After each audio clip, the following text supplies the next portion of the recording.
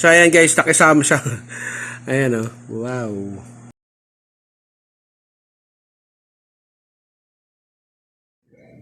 Hi guys, Sir Chef is back for another Luto Trip Adventure.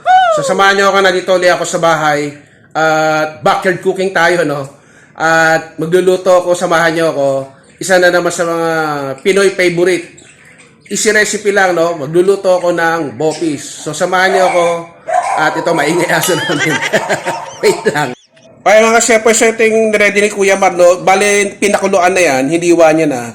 So ito yung mga kailangan natin. So assorted na yan, no? Yung baga, lapay, atay puso ng baboy, carrots, ito yung labanos, ano, sibuyas, ito yung bawang, luya, sili, kasi ito mga pampalasa natin, magic sarap, ayan, baka naman, nor cubes, mami, oyster sauce pa, oh. Mamasita, bikini men, paminta, at laurel. So tara, luto na tayo mga kasyepoy.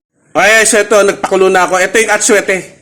No, buto ng atsuete o anato, seed, pinakuluan. Napapatayin ko na. I-strain lang natin yan. No? Kung alisin yung buto, kunin natin yung pinakasabaw. Pangkulay. Guys, nagpainit ako ng mantika. So mag-isa na tayo. So yung usual, yan, wangba.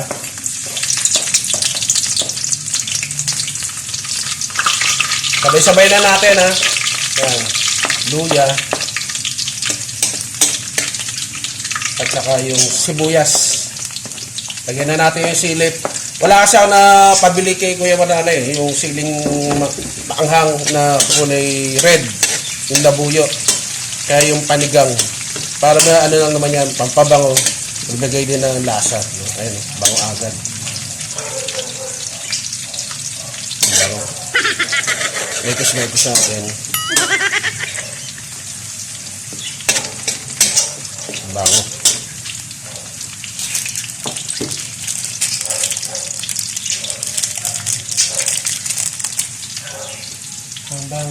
Bango. Lagyan na natin itong assorted na laman loob ng baboy, no? Yan.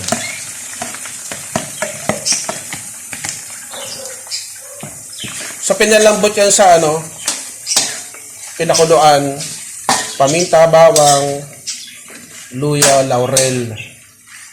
Yan. So, pagka, ano, tapo na yung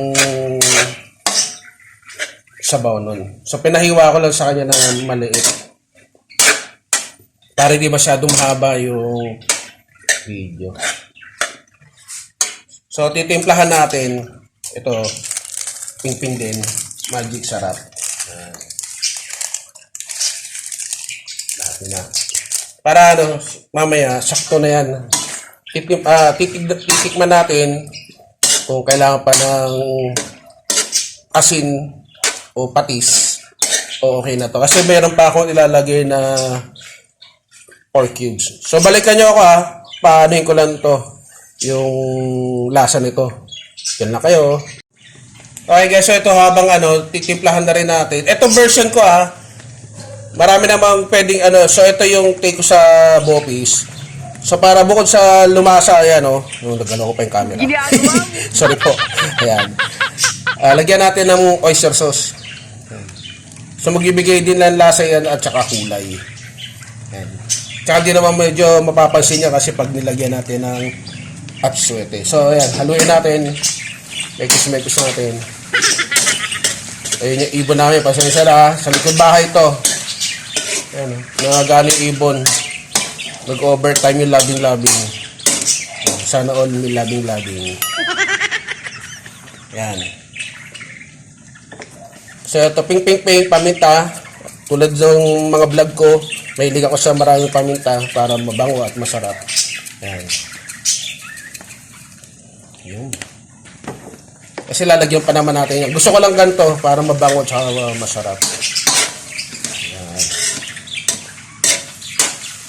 Igisa lang natin maigi. Diyan lang muna kayo mga kasyepoy ha. Okay guys, so okay na. Lalagyan na natin ng vinegar, suka, no?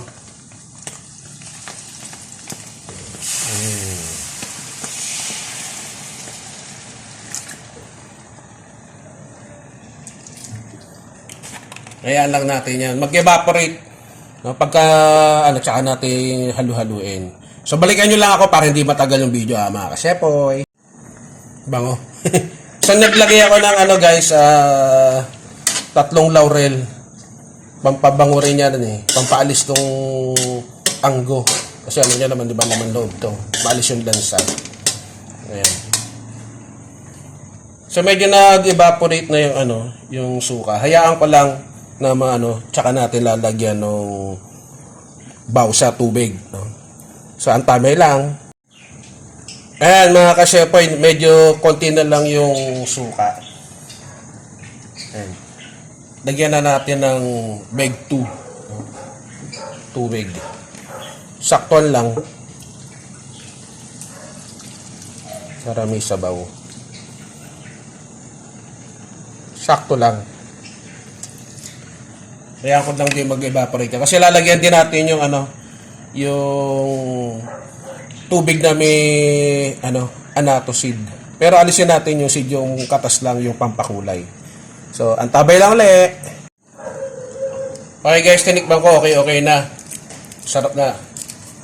Pero para lumasa pa, sumarap pa, lagyan natin ng isang pork cubes. Bahala kayo kung gusto nyo beef, okay. Anila natin.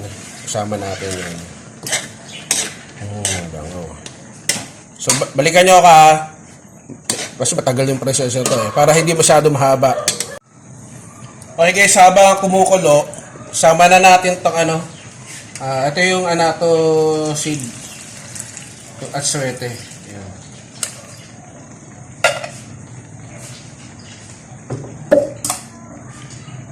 Siguro magpapainit ako. Sayang yung buto Okay guys, so inaano ko na lang yung tubig, no? Konti na lang. Hindi talaga kumulay. Ang dami ko na nilagay na yung pinagkatasan ng annatto seed. Ito. Pero hindi kumulay. Pero lumasa. Masarap siya guys, tinikman ko na. At ilalagay na natin to mga itong labanos para kasabay na pag nag-evaporate, no? Ayan.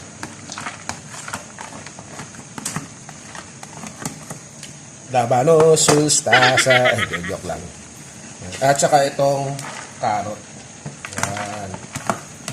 Bae maliliit. Diba? Yun. Ayan bango guys. Nagutom na ako. Ang sarap. Ayan okay na yan. So lagyan lang natin uli ng paminta. Nilagyan ko konting patis. Siguro mga 1 tablespoon. Ayan. Ping. Paminta. Alam nyo naman sa mga previous vlog ko, may nagtaga ako sa paminta. So konti na lang to, mamaya plating at kakain na tayo. Diyan lang kayo mga kasepoy Ayan yung soup. Yeah. Konti na lang. Ayan Nilaw rin pa. Mawala-wala lang yung konting tubig. Chibuga na. Okay mga kasepoy, nakaluto na. Tapos na. Ang init. So grabe ang panahon sa atin. Napakainit. So ito na. Nakaluto na ako. Kakain na tayo. Pakita ko sa inyo So ayan guys. Nakisama siya. Ayan Wow. Okay guys. Ito na luto na. So na nung nag-simmer na wala na yung tubig, nag-evaporate na. Ayan, okay na. Pero ako nagtabi akong konting sabaw kasi masarap yung may sauce para malasa lalo sa kanin. So tara, dasal tayo, pasalamat na tayo. Kain na. Pasalamat muna tayo bago tayo kumain Panginoon, sa pangalan ni Jesus, maraming salamat po muli sa pagkain ito, pagpalain mo. Amen. So tara, let's eat. So ito yun guys Wow. So nakuha naman doon sa nag-evaporate yung inaasahan kong kulay. Ayun, akala ko hindi pero okay. Ito ang bango. Nag-separate na ako ito. Mini chibog trip tayo. Alright. naging rice bowl. So, ito na. First bite. Sarap.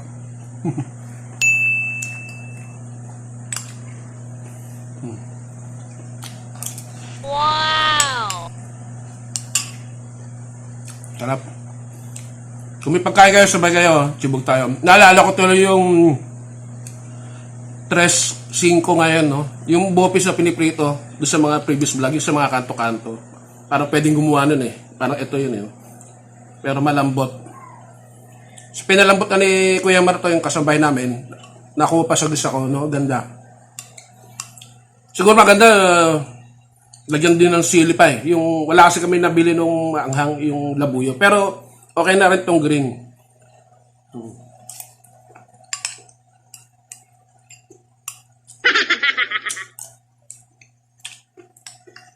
So, easy recipe. Init. Gayahin nyo guys, no? Madali lang naman. Sarap yun. Nawala yung suka. Although marami akong nilagay na suka, niya ko na siya. So, siya nung, sumarap siya. Tapos, siyempre, mawawala yung lansa. Kaya hindi basta masisira to. Lagyan ko pa oyster sauce, di ba? Sarap. Ayos, no? Very good. Okay guys, bago ko ubusin to, sa mga hindi pa nagsasubscribe, please subscribe. Kung nagustuhan nyo, pakilike na tong video. At sana po please, medyo kumukonti yung ating views. Pasensya na rin at talaga nung busy tayo sa trabaho. Kaya gumagawa tayong paraan na makapag-vlog pa rin kahit dito tayo sa bahay. At sana po panoorin nyo yung mga subscriber ko dyan. Sayang naman kung hindi nyo ako masusuporta. Bumababa yung views. Please, I need your support talaga. At sa mga masasubscribe, please hit the notification bell. Paklagay nyo po sa all para bisyo kayo ng YouTube pag may bago akong Chibog Trip. Katulad dito sa bahay, yan. Easy recipe, backyard cooking, o sa labas. Kain ulit tayo sana, sa awa na Diyos. No? Pagka hindi na ako medyo busy, kain tayo sa labas ulit. So, dyan muna kayo. Bye-bye. Peace, power, and God bless sa atin lahat.